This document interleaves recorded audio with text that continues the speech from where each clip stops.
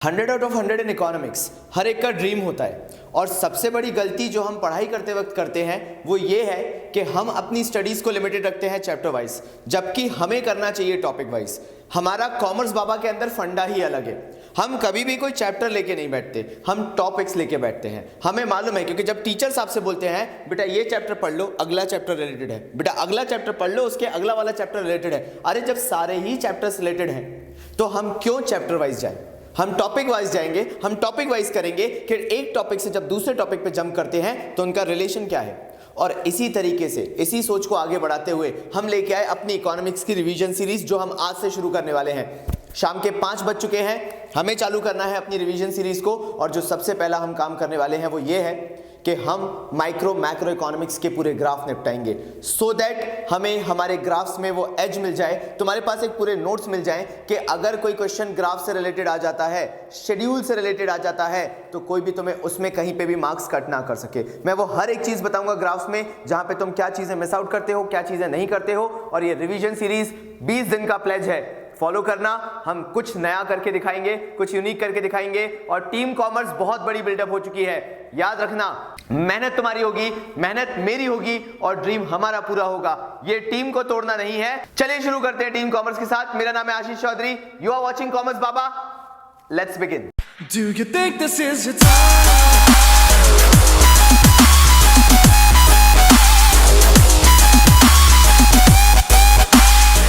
Switch कर जाते हैं कंज्यूमर इक्विलिब्रियम पे। अब हमें कंज्यूमर इक्विलिब्रियम के भी ग्राफ्स याद रखने हैं, और हम ये कोशिश करेंगे कि इसे बेस्ट से बेस्ट पॉसिबल इजीएस्ट वे में याद रखें। जैसे मैं अगर बात करता हूं यहां पे कंज्यूमर इक्विलिब्रियम की, तो कंज्यूमर इक्विलिब्रियम वो सैचुरेशन पॉइंट होता है जहां पे हमारा सेटिस्फेक्शन लेवल पीक होता है। अब तुम लोग गलतियां क्या करते हो समझने में, या देखो यार कितना कॉम्प्लिकेटेड करके कुछ बार लोग कुछ समझाते हैं कि हमारे दिमाग में वो चीज नहीं बैठ पाती है। There is 2 things basically. पहली चीज, एक होता है पेट भरना, नॉर्मल खाने के रूटीन की बात कर रहा हूं। एक होता है पेट भरना और दूसरा होता है इच्छा भरना। अब इच्छा जो होती है ना, वो होती है चीजों की utility. That means the level of satisfaction which you gate. Satisfaction means मन भरना, यार कि यार मजा आ गया। अब इसमें किस तरीके से देखा जाएगा, आप एक मूवी देखने गए। अब मूवी देख के जब बाहर निकलोगे तो 2 चीजें हो सकती हैं। जो मार्वल्स के फैन हैं जैसे मैं हूं, तो जब मैंने गार्डियन ऑफ द गैलेक्सी 2 देखी, 2 चीजों में से एक सेटिस्फेक्शन बहुत अच्छा हुआ कि जब मैं गार्डियन ऑफ द गैलेक्सी देख के निकला, द वॉल्यूम 2 जो आई थी, मैं अंदर से सेटिस्फाइड था। मुझे बड़ा अच्छा लगा वो मूवी देख के। और पता है उसका कारण क्या था? क्योंकि मुझे स्टोरी लाइन बहुत पसंद आई। मुझे बेसिकली जिस तरह से उसको प्रेजेंट किया गया था वो बड़ा अच्छा लगा। तो मैं भी सेटिस्फेक्शन लेवल को उसी तरीके से देखता हूं। अब इसमें दूसरा एस्पेक्ट क्या है, मे भी हो सकता था guardian of the Galaxy movie जो आई थी वो खराब होती, बर्बाद होती, मजा नहीं आता। लेकिन हो क्या जाता, मुझे क्या लगता, मैं यार थिएटर तक गया, मैंने उतना टाइम स्पेंड किया, उतना टाइम मैंने दिया, अब मैं कम से कम 1-2 हफ्ते तक शायद कोई मूवी ना देखूं, because I have already seen a movie, और मुझे अभी थिएटर में नहीं बैठना है, बिकॉज मैं एक बहुत ही बुरा एक्सपीरियंस लेके बाहर आया हूं। तो 2 प्रोस्पेक्ट क्या हुए, either I like the things और I don't like the things. मतलब जो भी मेरे साथ हो रहा है, या मुझे पसंद आने वाला है या मुझे पसंद नहीं आने वाला है। At the end of the day satisfaction भी यहीं पे होता है। कहने का मतलब क्या हुआ, फिर से समझो इस पूरी चीज को। जब भी मैं कंज्यूमर इक्विलिब्रियम की बात करूंगा तो मैं इस चीज की बात कर रहा हूं, how much the consumer is satisfied. मैंने मूवी देखी, मैं सेटिस्फाई हुआ, that is my equilibrium level. ऐसा नहीं है कि मैं उसके बाद और मूवीज नहीं देख सकता, मैं देख सकता हूं, but the movie which I have watched made me satisfied. अब मैं वहां पे अगर सेटिस्फाइड हूं तो मैं उस पॉइंट तक रुक जाऊंगा। उसका कारण भी है, क्योंकि अगर मैं उसके बाद जस्ट दूसरी मूवी देखने बैठता भी हूं तो भले ही मैं वो पूरी मूवी देख लूंगा, लेकिन मैं अपना एक्सपीरियंस खराब कर लूंगा, क्योंकि मुझे उस वक्त एक मूवी का एक्सपीरियंस मिल चुका है, मैं टाइम स्पेंड कर चुका हूं। उसके बाद अगर मैं फिर भी देखता हूं तो वो एक तरीके से वेस्टेज है जो मैंने पहली मूवी देखी थी वो। सेम ऐसे ही कंज्यूमर इक्विलिब्रियम कंसेप्ट इवॉल्व हुआ, और ग्राफ भी मैं उसी के अकॉर्डिंग समझाऊंगा। हमारी जो कंजम्पशन की तरीके होते हैं वो भी इसी तरीके के होते हैं। मोबाइल फोन कभी खरीदा है? जब भी मोबाइल फोन खरीदते हैं, नया नया आता है, बड़े प्यार मोहब्बत से रखते हैं, बिल्कुल एकदम ऐसे कि कहीं गिर ना जाए। नया नया कवर लगवाएंगे, स्क्रीन गार्ड लगवाएंगे, ग्लास गार्ड लगवाएंगे, बड़े प्यार से रखेंगे, बिल्कुल पिलो के पास रख के सोएंगे, नई नई मोबाइल ऐप्स डालेंगे। 1 साल के आसपास होने दो, बेतरबी तरीके से यूज करने लगेंगे। कोई लोग तो बड़े टैलेंटेड होते हैं, पांव के अंगूठे से फोन चलाने लगते हैं भाई, जब 1.5-2 साल हो जाता है बोलते क्या करना है यार, नया फोन तो आ ही जाएगा। Utility is declining. मैं इसे मैक्रो लेवल पे नहीं लेके जा रहा, मैं उसे 1-1.5 साल के ऊपर लेके नहीं जा रहा, मैं बस अपना एक्सपीरियंस शेयर कर रहा हूं कि कैसे चीजों की यूटिलिटी कम होती है। तो मैं बार बार यही बोलूंगा कि कोई चीज यहां पे ऐसी नहीं है जो ये बोले कि आप इसको हजारों क्वांटिटी में यूज कर लो। It is not about the quantity, it is about the experience, it is about the core experience you get out of the commodity. तो होगा क्या, फिर से आ जाते हैं, अगर आप डोमिनोज में पिज्जा खाने बैठे, फिर से एक बार करेंगे क्योंकि डिस्कशंस होना चाहिए तभी ये चीजें दिमाग में बैठेंगी, क्योंकि ये टेक्निकल चीजें हैं। आप डोमिनोज में पिज्जा खाने बैठे, आपने 1 स्लाइस खाई, 2 स्लाइस खाई, तीसरी स्लाइस तक खाते खाते आपका पेट भरने लगा, आपको वो सेटिस्फेक्शन लेवल मिल गया because you wanted a cheese burst pizza. जिन लोगों को भूख लगा है भाई माफ करना, अभी 5 बजे का टाइम पे अपन जब पढ़ रहे हैं, तो हाँ आपके पास ऑप्शन है अभी ऑर्डर करने का, कर लेना, और साथ साथ में कॉमर्स बाबा भी देखते जाना प्लीज। तो होगा क्या, आपको चीज बर्स्ट पिज्जा खाना था, हुआ क्या, आपने जब चीज बर्स्ट पिज्जा खाना चालू किया, आपको चीज चाहिए था, आपको चीज पसंद था, जैसे जैसे जैसे से आप खाते गए आपको उस चीज को खाने का सेटिस्फेक्शन मिलता गया। तो क्या हुआ, जो आपकी यूटिलिटी है, यहां पे हम आइसक्रीम का एग्जांपल ले रहे हैं लेकिन मैं आपको जनरली बता रहा हूं, जो आपकी यूटिलिटी है, जब आप उस चीज को कंज्यूम करोगे तो वो कंजम्पशन आपको सेटिस्फेक्शन देता चला जाएगा। अब चीजों को समझना चालू करो कि मैं बोलना क्या चाह रहा हूं। जिस मोमेंट पे आप पिज्जा आपके घर पे आएगा, पहली चीज तो जो चीज फुलफिल होगी वो होगी एक्साइटमेंट। आपने घर पे पिज्जा मंगाया, you were waiting for the pizza, जैसे ही पिज्जा घर पे आया, जो पहली चीज डिमिनिश होगी वो होगी आपकी एक्साइटमेंट खत्म हो जाएगी because you have got the pizza in hand. आ गया पिज्जा हाथ में, खाओगे ना, सबसे पहले ऑरिगेनो डालोगे, बिल्कुल डालोगे, उसके बिना मतलब पिज्जा का मजा ही नहीं है ना यार, तो क्या करोगे, सबसे पहले ऑरिगेनो डालोगे उसमें। तो वो जो चीज करना आपने चालू की, you are satisfying yourself at every step. जैसे ही पिज्जा आया, जो उसकी मार्जिनल यूटिलिटी है, उससे मिलने वाली मार्जिनल यूटिलिटी है, वो फेड अवे होना चालू हो जाएगी। अब वो एक्साइटमेंट नहीं रह जाएगा कि पिज्जा आने वाला है बिकॉज पिज्जा आ चुका है। अपनी पहली स्लाइस खाई, you got the actual taste which you wanted, that core cheese जो हम सबको पसंद आता है, that core cheese when you will consume ना, जय मुझे पिज्जा चाहिए, the core sorry yaar, the core experience which you get after consuming the one slice of pizza, your utility will decline। अब वो पिज्जा में दूसरे स्लाइस में बात नहीं रहेगी जो पहले पिज्जा की स्लाइस में थी एक्चुअल में। हाँ मैं समझ सकता हूं, नहीं दूसरे में भी वही एक्साइटमेंट रहेगी, लेकिन समझो उस चीज को, वो जो पहले स्लाइस से एक्सपीरियंस मिला था, दूसरे स्लाइस में सेटिस्फेक्शन आने लगेगा, लेकिन पहले स्लाइस में आए हाय यम एकदम जो तम, वो जो चीज थी ना वो दूसरे स्लाइस में नहीं आएगी और यूटिलिटी कम हुई। अपन गार्लिक ब्रेड भी मंगवा सकते हैं, पता है वो चीज वाले पिज्जा हट में है, नहीं तू जा मत भाई, मुझे शूट भी करना है। फिर आप और कंज्यूम करने बैठोगे, आप और कंज्यूम करोगे तो तीसरे में यू विल बी लाइक यार मजा आ गया भाई, आज तो मतलब पूरा पेट भरा है हमने। जिसको भी भूख लगी है पिज्जा की, you can order for yourself and you can order for me as well. I will give you personally my WhatsApp number. You can come on like Instagram and you can order pizza for me if you want to. You know, it's so delicious. So आपकी धीरे धीरे जो marginal utility है वो खत्म होने लगेगी। एक टाइम पे ऐसा आ जाएगा जब आप पूरा पिज्जा में भी खत्म करने वाले होगे, आपकी हालत ये हो जाएगी कि आपको पिज्जा देख के भी लगेगा नहीं भाई मैंने बहुत खा लिया, आज का चीज जो था वो इतना खा लिया है कि अब मैं और नहीं खाना चाहता। तो एक टाइम पे जब आप कंजम्पशन अपने लेवल के हिसाब से कर लोगे तो क्या लगेगा आपको कि अब मुझे और चीज नहीं चाहिए, मैंने बहुत चीज आज के हिसाब से खा लिया है।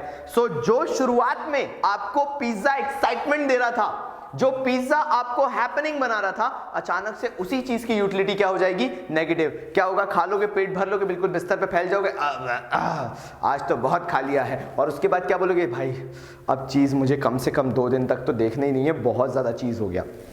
That means at a point of time the utility was way too much for that particular commodity और particular product। उसकी यूटिलिटी धीरे धीरे जैसे जैसे आपने कंज्यूम की वो एक जीरो लेवल तक आई, जहां पे आपने मतलब कई बार होता है अगर आप बड़ा पिज्जा मंगवा लो तो ऐसा होता है 4th 5th स्लाइस तक आते आते हम लोग लास्ट स्लाइस जो खाते हैं 6th स्लाइस में भी हम सिर्फ एक कंडीशन में खा लेते हैं, कहां पड़ा फिरेगा, खा लो यार इसे, बेचारा खराब हो जाएगा। दैट मीन्स वो जो स्लाइस आप लास्ट वाला खाते हो that is not for your satisfaction. मैंने बोला ना यहाँ पे एक्सपीरियंस जरूरी है। So that last slice of pizza which you are actually eating that doesn't give you the experience, it is just खत्म कर दो, कहां पड़ा फिरेगा। You are getting my point. So this is the thing and that is the reason जो marginal utility है एक point पे जीरो हो जाती है। उसके बाद अगर आपका एक फ्रेंड आ गया ऑल ऑफ अ सडन, उसने बोला यार ये एक और स्लाइस खा ले, ले यार ले ले ले, नहीं खा पाओगे। एक्सपीरियंस बिकॉज पूरा डिस्ट्रॉय हो चुका है, जीरो हो चुका है, उसके बाद भी अगर आप खाओगे तो ऐसा नहीं है, ऐसा मैं यहाँ पे बोलूंगा भी नहीं कि उल्टी कर दोगे और ये कर दोगे और वो कर दोगे, सीधी सी बात है वॉमिट करोगे, नहीं ऐसा नहीं होगा। सीधी सी बात है you will get the negative experience. Negative experience मतलब something you will start feeling जो कि एक्चुअल में है भी नहीं। आपका जो चीज लव है वो चीज हेट्रेड में कई बार कन्वर्ट हो सकता है if you eat it more than what you actually can, and that is the reason negative utility हमेशा खराब मानी जाती है। हमेशा utility पॉजिटिव रखो। तो कहने का मतलब as more and more units of a commodity you consume, the utility falls. At a point it becomes zero. वहां पे अगर आप खाते भी हो you get no utility, you get no experience, you get nothing out of it, और उसके बाद भी अगर खाते हो तो that experience becomes negative, वो नेगेटिव चीज हो जाती है। सेम अब इसमें अगर ये चीज नेगेटिव है तो ये इतने ऊपर कहां से जा रहे हैं भाई। टोटल यूटिलिटी इस कंसेप्ट को टोटली दूसरे लेवल पे लेके जाता है। टोटल यूटिलिटी क्या बोलता है, जब आपने पिज्जा थोड़ा खाया तो उससे यूटिलिटी कम मिली, और खाया यूटिलिटी ज्यादा मिली, और खाया यूटिलिटी एक्सपीरियंस मिलता गया एंड पिज्जा क्यों मंगवाया था आपने, so that you can get the total experience, you can get the maximum experience out of it. तो जैसे ही आपने पिज्जा अपने लेवल तक खा लिया, आपका एक्सपीरियंस हो गया टोटल यूटिलिटी, दैट मींस आपका एक्सपीरियंस हो गया maximum, you got the maximum experience कि आज इससे ज्यादा नहीं खपेगा। That is the thing which you get out of the utility of a particular product, वो यूटिलिटी कहलाती है। वही तरीका है यार खाने का, है ना, आराम से प्रेम से खाओ, उस लेवल तक खाओ जहां तक आपको फुलेस्ट लेवल ऑफ यूटिलिटी मिलती है, फुलेस्ट लेवल ऑफ एक्सपीरियंस मिलता है, that is termed as the total utility, that is termed as the maximum experience, that is the maximum experience. उसके बाद अगर आप पिज्जा और उस लेवल से आगे खाते हो तो होगा क्या, वो जो एक्सपीरियंस आपको मिल रहा था ना, वो टोटल एक्सपीरियंस हिंडर हो जाएगा। बोलेगा यार मुझे एक टाइम पे तो लग रहा था यार कि जन्नत होता है पिज्जा, लेकिन ये 2 स्लाइस खाने के बाद लग रहा है यार कुछ ज्यादा ही हो गया यार, मजा नहीं आ रहा है यार पिज्जा में। दैट इज द थिंग कि एक पॉइंट के बाद जहां पे मार्जिनल यूटिलिटी नेगेटिव हो जाती है, जहां पे आपका एक्सपीरियंस स्पॉइल होने लगता है, वहां पे टोटल यूटिलिटी भी आपकी फॉल होने लगती है and that becomes a negative point. इसलिए बोला जाता है negative marginal utility is not good for consumer experience. ये चीज तो हो गया आपका कंज्यूमर इक्विलिब्रियम। तो कंज्यूमर इक्विलिब्रियम को बोला गया कि कंज्यूमर इक्विलिब्रियम वो पॉइंट है जहां आपकी मार्जिनल यूटिलिटी जीरो है, जहां आपकी एडिशनल यूटिलिटी जो आपको मिलती है वो हो चुकी है जीरो। ऐसा क्यों? Because that is the point जहां पे आपका एक्सपीरियंस फुलेस्ट है। आप उसके बाद खाते हो या नहीं खाते हो, it doesn't make any difference. आपने पिज्जा भर के खा लिया ना, 4 स्लाइस में आपको वो एक्सपीरियंस मिल गया, you got the experience. After that even if you eat 1 more slice of pizza you get no experience, आपको मजा ही नहीं आएगा, हो सकता है नेगेटिव भी चला जाए। तभी तो बोला जाता है जनरली जो आपकी टोटल यूटिलिटी है वो कंज्यूमर इक्विलिब्रियम को उस पॉइंट पे डिनोट करती है जहां पे marginal utility, additional utility, marginal utility means the additional utility, the additional experience which you gate, वो जीरो हो जाता है। उसके आगे खाने ना खाने से कोई फर्क नहीं पड़ता है। मार्जिनल यूटिलिटी जीरो हुआ, that means you are fully satisfied at that particular point of time, that is termed as the maximum satisfaction which you get, that is also known as the consumer's equilibrium, the consumer's fullest level of experience. आप इसको बना लो, जो मैंने pizza की बात बोली है, अगर आप चाहते हो तो ऑर्डर प्लेस करके आ जाओ, मेरे लिए भी ऑर्डर प्लेस कर दो। तब तक मैं आपसे वापस मिल रहा हूं नेक्स्ट ग्राफ के साथ। हमारे दूसरे ग्राफ को हम देख लेते हैं जो है law of diminishing marginal utility से रिलेटेड। अब लॉ ऑफ डीएमयू क्या बोलता है, इसका सिंपल सा एक्सप्लेनेशन है, as you consume more and more units of a commodity the utility for that commodity goes on declining. Simple सा फंडा है इस पर्टिकुलर टॉपिक का कि जैसे जैसे आप किसी भी कमोडिटी की ज्यादा से ज्यादा यूनिट्स कंज्यूम करते चले जाओगे, उसकी यूटिलिटी जो है वो कम होने लगेगी, डिमिनिश होने लगेगी। यहां पे भी वही एक्सप्लेनेशन दिया है, जो मार्जिनल यूटिलिटी है वो धीरे धीरे धीरे फॉल हो रही है जैसे जैसे आप उस प्रोडक्ट की ज्यादा से ज्यादा यूनिट्स कंज्यूम कर रहे हो। यहां पे मैं उसे पिज्जा बोल देता हूं। आप जैसे जैसे पिज्जा की ज्यादा से ज्यादा स्लाइसेस खा रहे हो, वैसे वैसे जो यूटिलिटी है वो देखो फॉल होती जा रही है। यहां पे 8 यूटिलिटी हो चुकी है, जो मार्जिनल है वो 8 यूटिलिटीज, MU 8 हो चुका है। क्योंकि कारण सिंपल सा एक है और वो ये है कि अगर आप ज्यादा से ज्यादा कंज्यूम करोगे तो you won't be getting that experience जो आपको पहले मिल रहा था। और एक पॉइंट ऐसा आएगा, अगर आप अपने आप को और स्ट्रेच करोगे क्योंकि आपको पिज्जा खत्म करना था, तो मे बी ये हो सकता है कि लास्ट स्लाइस तक आते आते जो यूटिलिटी आपको पॉजिटिव मिल रही थी वो यूटिलिटी आपको नेगेटिव मिलने लगेगी। That is the whole sole aspect of law of diminishing margin utility, जिसके अंदर आपको ये ग्राफ बनाना पड़ता है। जहां पे आपकी मार्जिनल यूटिलिटी जीरो होती है वो पॉइंट कहलाता है पॉइंट ऑफ सेशियटी या पॉइंट ऑफ सटाइटी, जैसा भी आपके यहां पे बोलते हो, जो भी उसका नामकरण किया गया हो, ये पॉइंट ऑफ सेशियटी कहलाता है। ये पॉइंट बताता है कि वो पॉइंट है जहां पे आपको यूटिलिटी उस पर्टिकुलर प्रोडक्ट से मिलना बंद हो जाती है। चलिए आप इसको बना लीजिए, मुझे पॉज करिए और उसके बाद हम बढ़ते हैं अपने नेक्स्ट ग्राफ कंज्यूमर्स इक्विलिब्रियम के अंदर। ये वाला डिस्कशन थोड़ा सा इन डेप्थ होने वाला है, तो मेरी बात बड़े ध्यान से सुनना और उसके बाद मैं तुम्हें पूरा टाइम दूंगा कि इसको आराम से बैठ के लिख लो। सबसे पहली चीज, एक कंज्यूमर जो है वो ढेर सारी यूनिट्स खरीदता है, कोई भी प्रोडक्ट हो चाहे वो। हम यहाँ पे कंजम्पशन की बात कर रहे हैं तो इसका मतलब सिर्फ ये नहीं है कि खाने की बात कर रहे हैं। कंजम्पशन का मतलब होता है किसी भी चीज को यूज करना, तो खा सकते हो, यूज कर सकते हो, जिस कमोडिटी का जो भी तरीका होगा उस तरीके से आप उसे यूज करोगे। जब हम यहाँ पे बात कर रहे हैं तो हमने देखा कि एक जो कंज्यूमर है वो यूनिट्स डिफरेंट वेज में यूज करता है, 1 2 3 4 5 6, that means he can buy as many units as he wants to. लेकिन जो प्राइस है हम मान के चल रहे हैं कि वो कंसिस्टेंट है, वो प्राइस कांस्टेंट है। हर बंदा अपनी यूटिलिटी के हिसाब से प्रोडक्ट को खरीदता है। हमने एक कंज्यूमर को लिया और उसकी यूटिलिटी को स्टडी करना चालू किया, जहां पे हमने क्या किया, डिफरेंट कॉम्बिनेशंस ट्राई किए। Combination in the sense different units हमने लेके ट्राई की, प्राइस सेम रखी।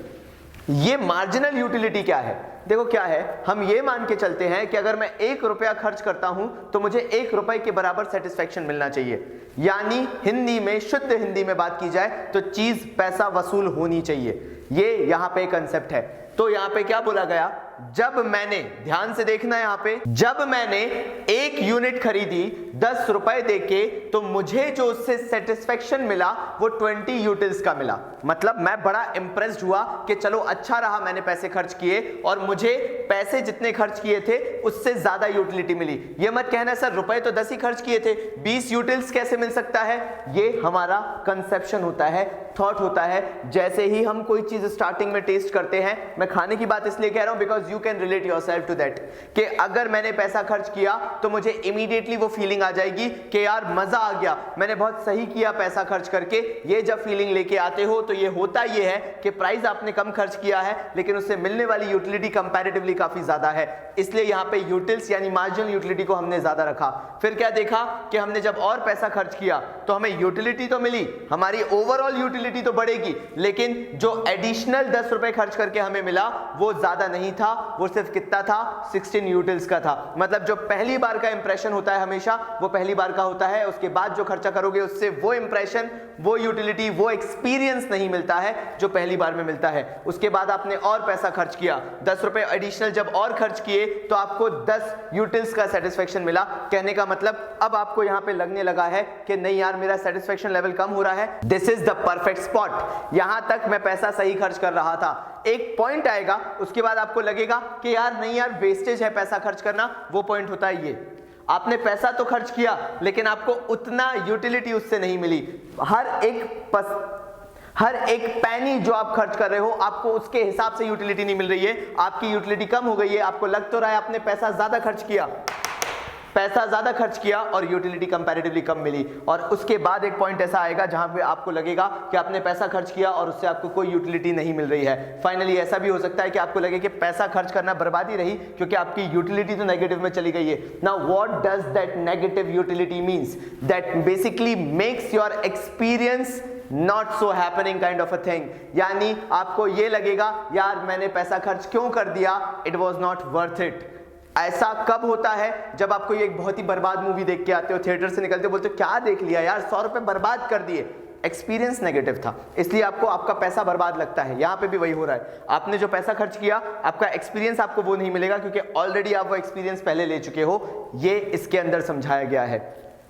अब हमने निकालना चालू किया हमारे एक्सपीरियंस को हमारी यूटिलिटी के हिसाब से, जो पैसा खर्च किया है माइनस द एक्चुअल एक्सपीरियंस। यहां पे हमारा एक्सपीरियंस 20 था, 16 हुआ, 10 हुआ, 4 हुआ, 0 हुआ, -6 हुआ। ये हमारे एक्सपीरियंसेस थे, ये हमारी मार्जिनल यूटिलिटी थी, the additional utility which you get after spending the additional money.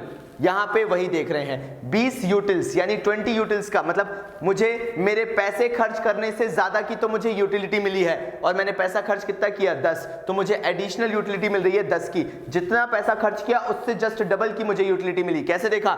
10 रुपए खर्च किए, यूटिलिटी कितनी मिली है 20, तो मुझे जस्ट डबल यूटिलिटी मिल रही है। फिर जब मैंने एडिशनल पैसा खर्च किया 10 रुपए, तो मुझे यूटिलिटी जो मिली वो मिली 16 की। दैट मींस मुझे जो यूटिलिटी है वो अभी भी मेरे पैसे खर्च करने से ज्यादा की मिल रही है। फिर मैंने और पैसा खर्च किया तो क्या हुआ, मेरा पैसा खर्च हुआ 10, मुझे यूटिलिटी कितनी मिली 10। एडिशनल पैसा खर्च करने से एडिशनल यूटिलिटी जो मिली वो ऑलमोस्ट सेम थी। 10 रुपए खर्च किए, 10 रुपए की यूटिलिटी मिली। यहां पे क्या हो गया, मेरा सेटिस्फेक्शन जो है वो कंप्लीट हो गया, मेरा सेटिस्फेक्शन जो है वो फुल हो गया। मुझे लगने लगा यहां पे कि भाई this is the point, this is the point of satiety. That means यहां पे मैं बिल्कुल पूरी तरीके से सेटिस्फाइड हूं। इसके बाद पॉइंट क्या आएगा, यहां पे आपको सेटिस्फेक्शन मिल रहा है सिर्फ 4 का, पैसा खर्च कर रहे हो 10 रुपए। यहां पे आपको लगने लगेगा you are spending more because you are getting lesser utility. Marginal utility कम है और प्राइस ज्यादा है, और यहीं पे आगे वही पूरी चीजें कंटिन्यू हुई हैं, और आपको लगेगा कि whatever money you are spending is comparatively और बेसिकली अ वेस्ट। और आप कोशिश करोगे कि ये वाले पॉइंट पे आओ ही नहीं, आप अपना कंजम्पशन यहीं पे रुक दो, बिकॉज यहां पे आपको क्या मिल रहा है, कंज्यूमर्स इक्विलिब्रियम। यहां पे आपको बेस्ट लेवल ऑफ सेटिस्फेक्शन मिल रहा है। अगर आप उसके ऊपर जाते भी हो तो आपको वो चीज नहीं मिलेगी जो आप एक्सपेक्ट कर रहे हो। जब इसी चीज को हम क्या करते हैं, ग्राफ पे प्लॉट करते हैं, तो वो कुछ इस तरह से दिखती है, और ये चीज पूरी बहुत इंपॉर्टेंट है। ऑलमोस्ट 3 मार्कर क्वेश्चंस जो होते हैं वो इसी से आते हैं, तो प्लीज इसको ध्यान से देखना। यहां पे हमारी जो मार्जिनल यूटिलिटी है मैं समझा चुका हूं, वो फर्स्ट एक्सपीरियंस आपको कभी नहीं मिलता है। धीरे धीरे आपका एक्सपीरियंस लेवल जो है वो क्या होने लगता है, डिक्लाइन होने लगता है। एक पॉइंट आता है जो कहलाता है आपका पॉइंट ऑफ सटाइटी, उसके बाद आपका जो एक्सपीरियंस है वो हो जाता है नेगेटिव। यहां से लेके यहां तक जो मार्जिनल यूटिलिटी है वो आपकी नेगेटिव कहलाती है, इससे ऊपर पॉजिटिव कहलाती है, यहां पे मार्जिनल यूटिलिटी 0 कहलाती है। ये एक पर्टिकुलर प्राइस पॉइंट दिया हुआ है। ये पर्टिकुलर प्राइस पॉइंट क्या बताता है कि अगर आप इसके बीच में, यानी जो हमने 10 रुपए लेके चले थे, अगर आप 10 रुपए खर्च करते हो तो आपको 3 यूनिट्स पे कंज्यूमर इक्विलिब्रियम मिल जाएगा। ये इस ग्राफ का एक्सप्लेनेशन है। कहने की बात यही है, 3 यूनिट, ये आ गया 3 यूनिट, कितने रुपए खर्च किए 10, ये आ गया 10 रुपए। यहां पे आपको मार्जिनल यूटिलिटी कितनी मिली 10 की। यहां पे ये पॉइंट उसी चीज को बता रहा है कि आपको 10 यूटिल्स का सेटिस्फेक्शन मिला है। फाइनली ये कंज्यूमर्स इक्विलिब्रियम है, MUX इक्वल्स टू PX है। ये चीज आपको समझना इस पर्टिकुलर ग्राफ से जरूरी है। इसको आप उतार लीजिए, उसके बाद हम नेक्स्ट पॉइंट पे जंप करते हैं, हमारे नेक्स्ट ग्राफ पे।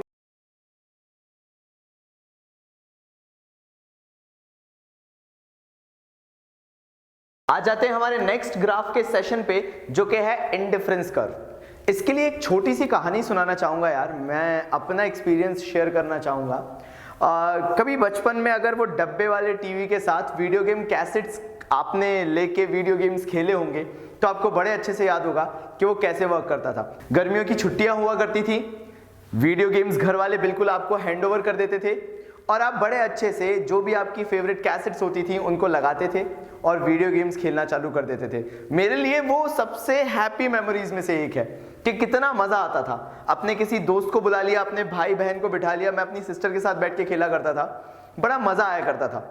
होता ये था उस टाइम पे कि हम ये सोचते थे कि हमने अपनी कैसेट्स को काफी ज्यादा खेल के रखा है, और हमारे जो दोस्त होता था, एक आध रईस दोस्त टाइप का होता था, जिसके जो पापा होते थे उसको नई नई कैसेट्स गर्मियों की छुट्टी में दिला के लाते थे।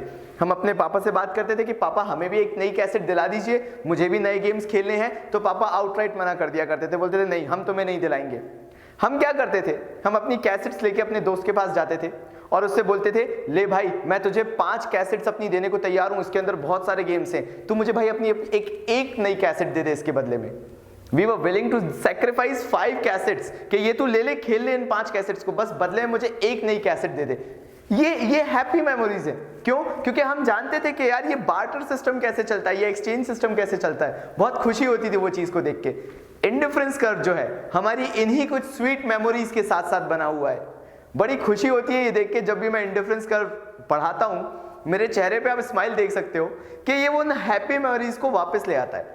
सोच के बड़ा अच्छा लगता है। इसके अंदर वही कंसेप्ट कैसे है, चलो यार समझना चालू करते हैं। जब मैं इंडिफरेंस कर्व को देखता हूं तो मैं यहां पे कर क्या रहा हूं, I am trying out something different. यानी जो एप्पल है, ए फॉर एप्पल यहां पे है और बी फॉर बनाना है, तो जब मैं एप्पल की एक यूनिट से दूसरी यूनिट पे जंप कर रहा हूं तो मैं सैक्रिफाइस 5 यूनिट्स का कर रहा हूं अपनी बनाना का। मतलब वो एक कैसेट जो मुझे सामने वाले बंदे से लेनी है, मैंने बोला उससे भाई मुझे एक दिन के लिए अपनी कैसेट दे दे, मैं तुझे अपनी 5 कैसेट्स देने के लिए तैयार हूं। इस तरीके से भी सोच सकते हो आप।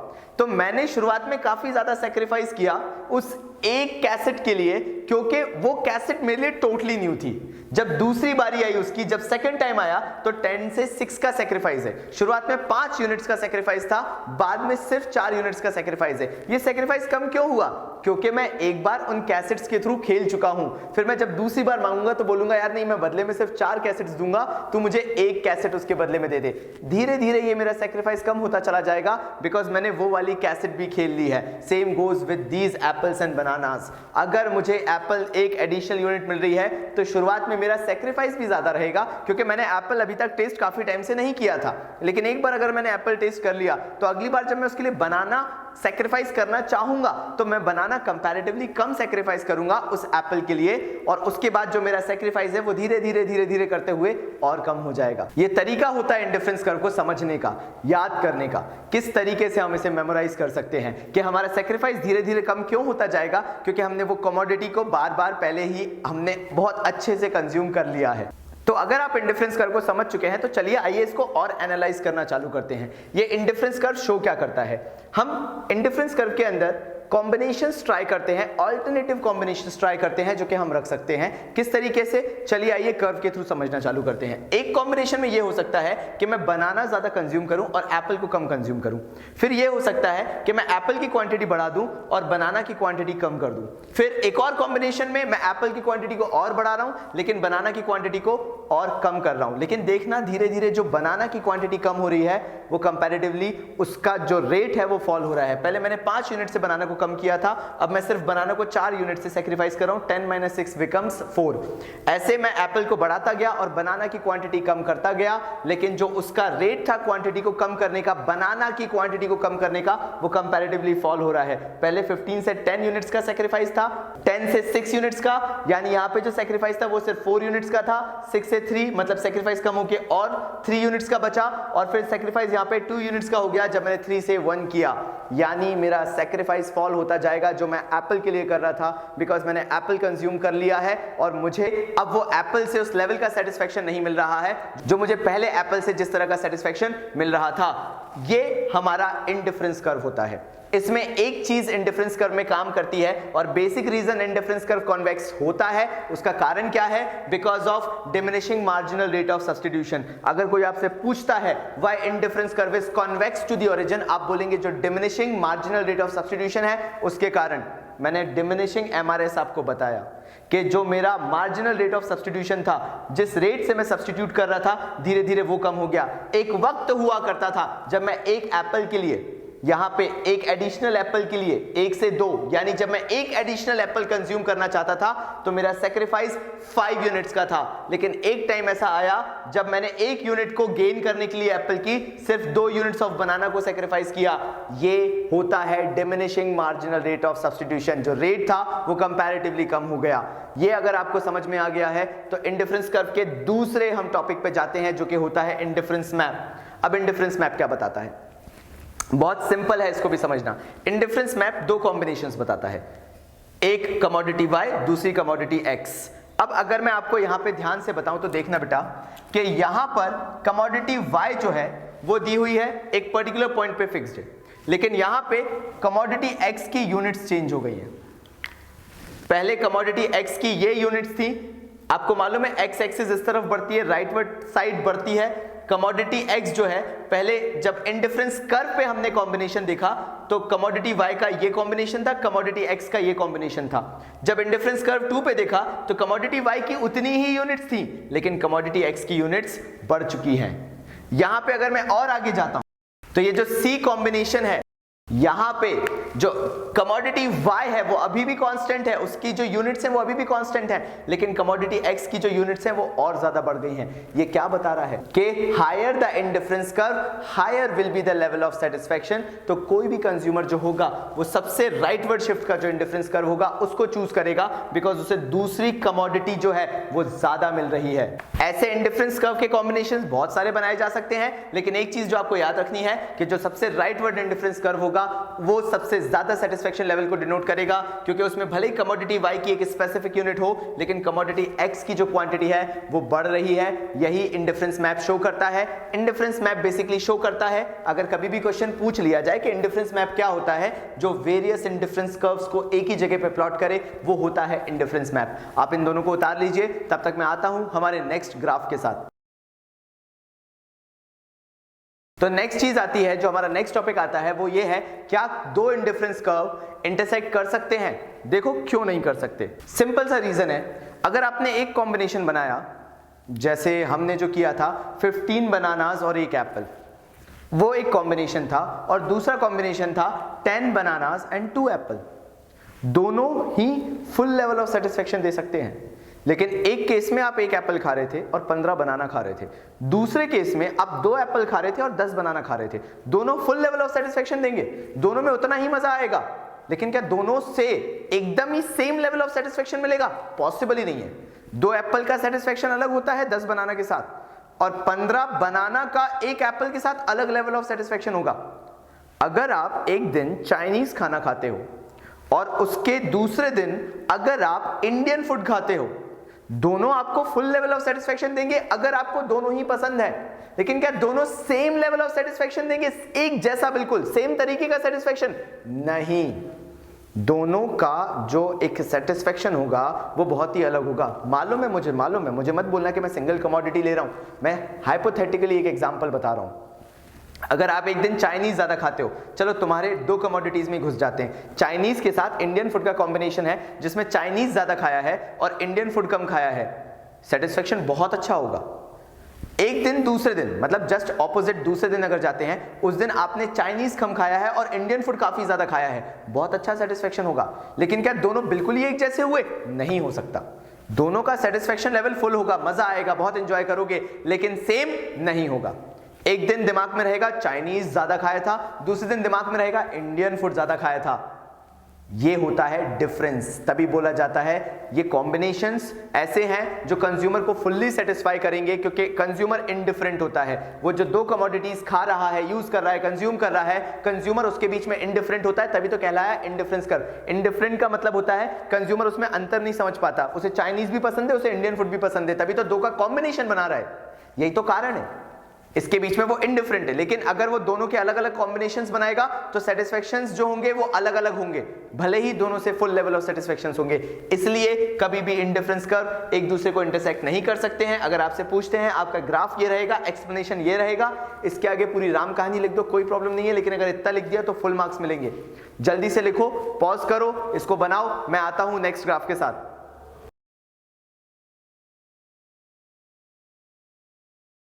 चलिए आइए कुछ नोट्स हम बना लेते हैं बजट लाइन से रिलेटेड, जो हमसे ग्राफ्स पूछे जाते हैं। इसके बाहर से आपसे कोई भी ग्राफ नहीं पूछा जाएगा, तो एक सेशन इसका भी सही। बजट लाइन एक्चुअल में डिनोट क्या करता है? बजट लाइन बताता है कि आप कौन से पॉसिबल 2 गुड्स खरीद सकते हैं, यानी उनका कॉम्बिनेशन खरीद सकते हैं with your given level of income. लेकिन इसके अंदर एक पर्टिकुलर थिंग जो याद रखने वाली है वो ये है कि इसके अंदर you have to spend all of your income, and that is what budget line shows. Budget line ये बताता है कि by spending all of your income how you can have the combination of 2 goods, किस तरह से 2 goods का combination आपके हाथ में आ सकता है। ये बजट लाइन ने यहां डिनोट कर दिया है। इसके ऊपर एक कॉम्बिनेशन होता है जो कहलाता है अनअटेनेबल कॉम्बो या अनअटेनेबल कॉम्बिनेशन। उसको अनअटेनेबल क्यों बोला गया?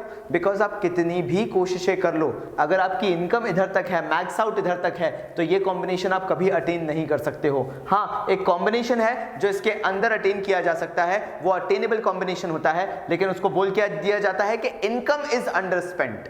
आपने पैसा खर्च किया लेकिन आपने पूरा पैसा खर्च नहीं किया, इसलिए उसे क्या बोला गया, इनकम इज अंडरस्पेंड। ये बजट लाइन होता है, ये बजट लाइन का ग्राफ होता है जो कि ये बताता है कि फुलेस्ट एम्प्लॉयमेंट ऑफ इनकम, मतलब पूरी इनकम खर्च करके आप क्या पॉसिबल दो कॉम्बिनेशन गुड्स के बना सकते हो। बनाना को ज्यादा रखना है, बनाना को ज्यादा रखो, बनाना को कम करके एप्पल को ज्यादा रखना है, एप्पल को ज्यादा रखो, यहां पे एप्पल ज्यादा हो जाएगा। इसके बाद आते हैं, अगर कंज्यूमर की इनकम में चेंज आता है तो वो किस तरीके से डील होगा। दो चीजें हो सकती है, या तो कंज्यूमर की इनकम बढ़ेगी तो बजट लाइन राइटवर्ड शिफ्ट होगा, और ये डिनोट करेगा कि आप ज्यादा खरीद सकते हो अपनी इनकम से ही, because your income has increase so you can buy more apple and more banana. लेकिन अगर आपकी इनकम कम होती है तो you will be buying lesser apple and lesser banana. ये चीज बजट लाइन इसको डिनोट करती है, इनकम चेंज कंज्यूमर की अगर होती है तो। फिर आते हैं नेक्स्ट पे कि अगर एप्पल की प्राइस चेंज होती है तो क्या होगा। यहां पे हम मान के चल रहे हैं कि कंज्यूमर की जो इनकम है वो कांस्टेंट है, कंज्यूमर की इनकम कांस्टेंट है, तो दो चीजें हो सकती है, क्या, या तो आप एप्पल ज्यादा खरीद पाओगे या तो एप्पल कम खरीद पाओगे। अगर एप्पल की प्राइसेस कम होती हैं तो आप एप्पल को ज्यादा खरीद सकते हो, जो कि यहां पे डिनोट हो रहा है। अगर एप्पल की प्राइसेस बढ़ जाती हैं तो कंपैरेटिवली आप एप्पल को कम खरीद पाओगे, जो कि यहां पे ऐसे डिनोट हो रहा है A2 के थ्रू। सेम बनाना के साथ भी हो सकता है, अगर हम इनकम को कांस्टेंट लेके चलें तो बनाना की प्राइसेस में चेंज से किस तरह से इफेक्ट पड़ेगा। अगर बनाना की प्राइसेस बढ़ जाती हैं तो you will be buying lesser banana, और अगर बनाना की प्राइसेस कम हो जाती हैं तो you will be buying more of bananas. तो इस तरीके से बजट लाइन के थ्रू आपसे ये कुछ क्वेश्चंस किए जा सकते हैं जो कि टिपिकली बेस्ड होंगे ग्राफ्स पे। आइए कंज्यूमर इक्विलिब्रियम से एक लास्ट ग्राफ और समझ लेते हैं और इस चैप्टर को खत्म करते हैं। जल्दी से ये नोट डाउन करिए, मैं आ रहा हूं आपके पास लास्ट ग्राफ लेके, जल्दी से नोट डाउन करो। फाइनली जो हमारा ग्राफ है वो ये डिफाइन करेगा कि किस तरह से हम कंज्यूमर्स इक्विलिब्रियम बता सकते हैं इंडिफरेंस कर्व अप्रोच के साथ। देखो यार, यहां पे 3 इंडिफरेंस कर्व अवेलेबल हैं, IC1, IC2 and IC3, indifference curves 1, 2 and 3। इसमें एक ऐसा कर्व है जो हमारी बजट लाइन को एक स्पेसिफिक पॉइंट पे टच कर रहा है, बाकी दोनों बजट लाइन को टच नहीं कर रहे हैं। इसमें हम बताएंगे क्या। सबसे पहली चीज, consumer equilibrium indifference curve approach के तहत जब हम बता रहे हैं तो हम ये मान के चलेंगे that consumer is spending all of his income. ये जो बजट लाइन पे जहां पे भी कंज्यूमर इक्विलिब्रियम हम देख रहे हैं इंडिफरेंस कर्व के थ्रू, वहां हम बता रहे हैं कि इंडिफरेंस कर्व 2 जो है वो एक स्वीट स्पॉट है जो बजट लाइन को एक स्पेसिफिक पॉइंट पे टच कर रहा है, जहां पे हम ये डिनोट कर सकते हैं कि जो कंज्यूमर है उसने 2 गुड्स के ऐसे possible combination best of the best way में बनाए हैं कि उसकी पूरी इनकम भी स्पेंड हो रही है और उसे इंडिफरेंस कर्व के थ्रू भी बेस्ट लेवल ऑफ सेटिस्फेक्शन मिल रहा है 2 कमोडिटीज के थ्रू। एक कमोडिटी की क्वांटिटी ये है, दूसरे कमोडिटी की क्वांटिटी ये है, वो बजट लाइन पे इंडिफरेंस कर्व 2 मैच हो रहा है और ये कंज्यूमर इक्विलिब्रियम को डिफाइन कर रहा है। ये इस ग्राफ का एक्सप्लेनेशन है जो आपको याद रखना है। आई होप कंज्यूमर इक्विलिब्रियम के अंदर आपको सब ग्राफ्स के अकॉर्डिंग समझ में आ गया होगा, सारे ग्राफ को आपने नोट डाउन कर लिया होगा, और हम जल्दी मिलेंगे आपसे हमारे नेक्स्ट वीडियो में। तब तक के लिए बाबा जी की तरफ से धन्यवाद।